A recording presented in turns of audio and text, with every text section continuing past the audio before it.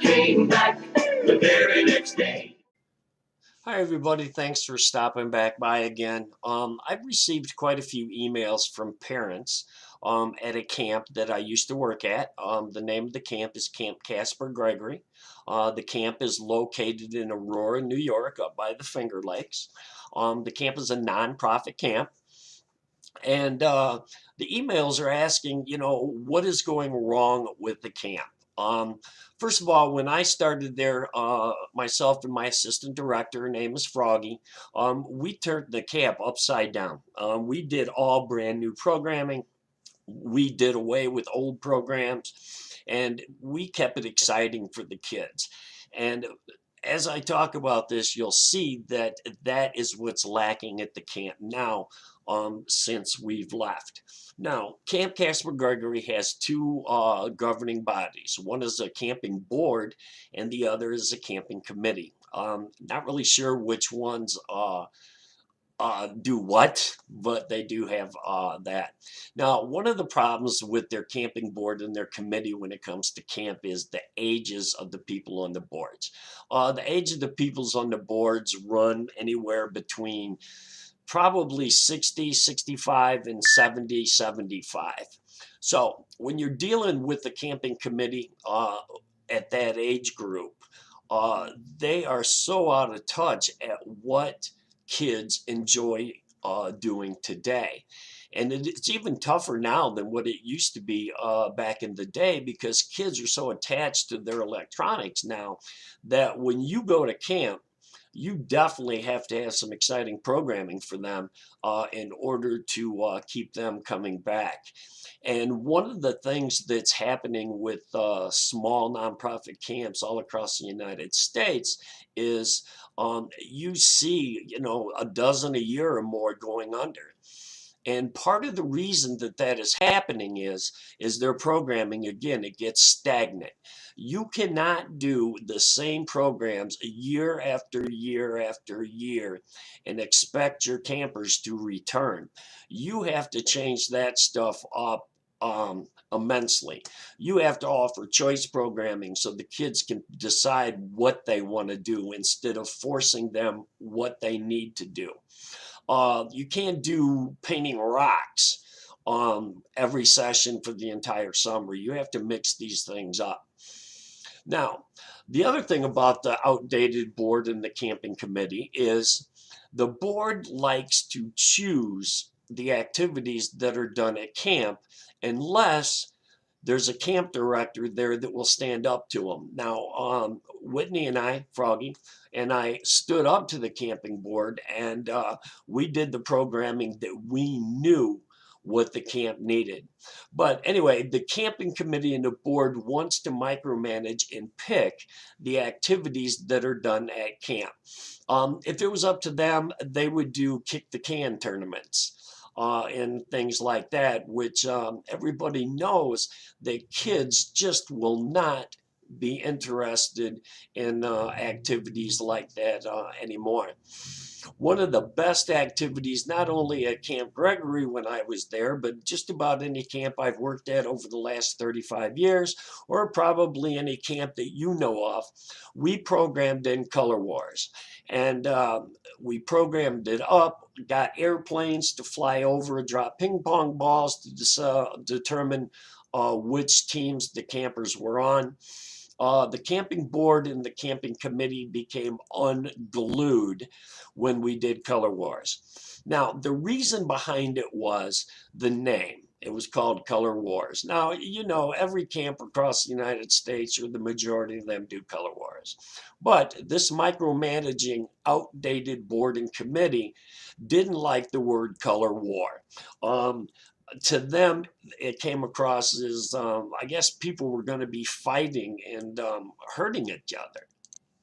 Okay, the camp director. The camping board and the committees worked together to get a camp director. And I sort of fell into this job. I was working with two friends in Michigan. They got hired as the director at Camp Gregory. They needed a counselor for a summer. It's a short time, it's only 5 weeks. I was planning on taking the summer off and not working, but to help them out, I went back and I was a counselor. It was actually fun being a counselor once again. But anyway, after they left is when Froggy and I took over the camp. But the problem that they have is they don't know where to look to find an experienced camp director.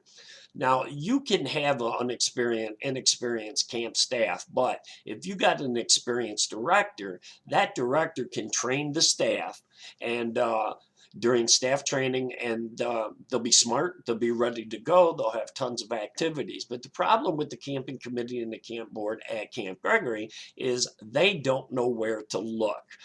That not only goes for a camp director, but it also goes for camp staff. The only thing that they've done, even when I was there, is they'll look in a 20-mile radius, maybe a little bit more, looking for camp staff or a camp director.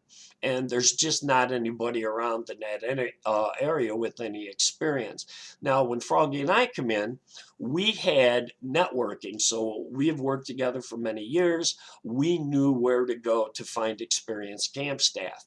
But what's happened over the years now is the camp is hiring people as a camp director just to hire somebody because they can't find anyone. And so you'll get somebody as the camp director that may have a lot of experience being a teacher, but does not have any experience whatsoever being a camp director. They don't have any networking or anything like that. Because of Camp Gregory just looking around their area for staff, they have been unable to find any camp staff. It got to the point last year that they had to use all international staff to be able to get enough people to run the camp. I, for one, don't really like using all international staff because you don't know exactly what you're getting. But on the other hand, with international staff, you can have International Day and have the people from different countries cook food from their country to allow the campers to check it out and eat it. Another way to tell if a camp is doing well is the percentage of returning campers, but the percentage of returning staff.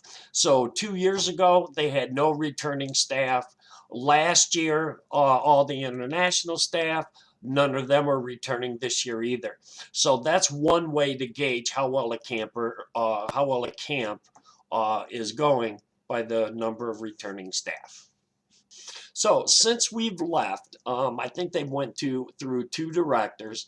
The one last year was an absolute disaster from what the parents have written into me. The camp director was bullying kids to the point of actually making them cry. So that's something right there that at any other camp they should have been terminated immediately. But because the camp don't know where to find staff, they had to keep that person on staff. Now the camp again, the camping board and committee micromanaging. If you plan an activity and you want to use red crayons, they wanted to use blue crayons. They wanted to be totally hands-on with everything going on at camp, but they didn't want to be flexible and try anything new. They wanted to keep it the way that it has been. Now, don't get me wrong, Camp Gregory has a rich tradition. I mean, kids go there because their parents went there, and their parents went there because their parents went there. The camp has been around for a very long time, but they are still doing some of the programs that they were still doing there back in the 50s. Now, when it comes to programming, you need, again, an experienced director that can call upon their skills, that can network with other people. You must update your camp programming every single year. You cannot do the same programming year after year and expect for your campers to come back. Now, if you look around, small nonprofit camps are closing quickly all across the United States, and they're becoming areas for condos. And part of the reason that is the camp is not updating their program, and the kids would rather go somewhere else. It's a dog-eat-dog world out there when you're fighting for campers to come to your camp. There's so many camps out there. You definitely have to give them a reason to come back to your camp. You have to change things. You have to update things. But anyway, I hope this answers some of the questions that their parents wrote in about. Hopefully, Camp Casper Gregory will watch the video and maybe take a little bit of advice, because you can get by with 1 year, maybe 2 years of bad programming. But if you get up into 3 and 4 years, your kids are gone. They're going to find somewhere else to go. They're going to go to a sports camp. They're going to do something else, and you're not going to get them back. And that's what causes camps to close across the United States. Okay, everybody, thanks for stopping by. I hope you enjoyed the video. Don't forget to tell your friends to like, subscribe, and share. I think we have like 7 more subscribers that we need. I'm going to give away 2 songbooks with over 100 songs in it. And when we hit 50 subscribers, I'm giving away that great handmade quilt made out of t-shirts from camps all across the United States. So thanks for stopping by, and peace out. Came back the very